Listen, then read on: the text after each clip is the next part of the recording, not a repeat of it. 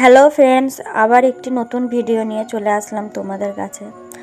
নামার পর টিফিন করে এবার চলে যাচ্ছি বিচে, একটু ঘোরাফেরাও করব, আবার গোসলও করব। তারপর নেমে পড়লাম পানিতে। পানি আমার এমনিতেই খুব ভালো লাগে, পানি দেখলে নিজেকে সামলাতে পারি না। তারপর কিছুক্ষণ পর কামরাঙা মাখা খেয়ে নিচ্ছিলাম। এমনি পানিতে নামলে খুবই খিদে পায় অনেকক্ষণ থাকলে। তারপর আমি আবার একটা স্টার ফিশও পেয়েছিলাম ওইখানে গিয়ে, ওটাই দেখাচ্ছিলাম। তারপর আবার চলে এলাম হোটেলে, খাওয়া দাওয়া করে নিচ্ছি। যেই দাদাগুলো নিয়ে গিয়েছিল তারাই রান্নাটা করেছে। তারপর আবার রেডি হয়ে বেরিয়ে পড়লাম ঢেউসাগর যাওয়ার জন্য। এমনিতেই তো একদিনকার জন্য গিয়েছিলাম, এবার বেশি জায়গা তো ঘুরতে পারিনি। এই তো চলে এলাম ঢেউসাগরে। এই জায়গাটা অসম্ভব সুন্দর, আমার খুব ভালো লেগেছে। এই রাস্তাটা যখন আসার সময় লাইটগুলো সব জ্বলছিল না, খুব সুন্দর লাগছিল। তারপর এই ব্যারেজটা পেরোতে আমার খুব ভালো লাগছিল। আমি 2-3 পার এই পার আর ওই পার করেছি।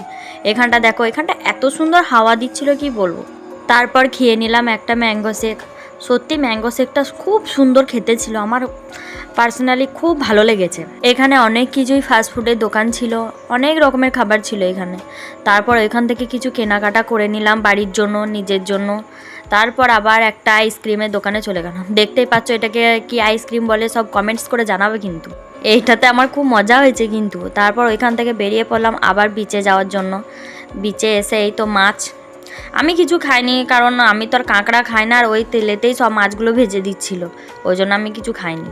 তারপর দেখো এখানে অনেক দোকান ছিল, যে যার মতো শপিং করছে। তারপর আবার রাতে খাওয়া দাওয়া করে বাড়ির জন্য বেরিয়ে পড়লাম। হোটেলটার বাইরেটা শুধু দেখো, তাহলে আন্দাজ করতে পারবে হোটেলটা কীরকম ছিল। তারপর বাড়ি ফিরতে ফিরতে আবার মনে পড়ে গেল সবার যে আমাদের তো ওল্ড দীঘায় যাওয়া হয়নি।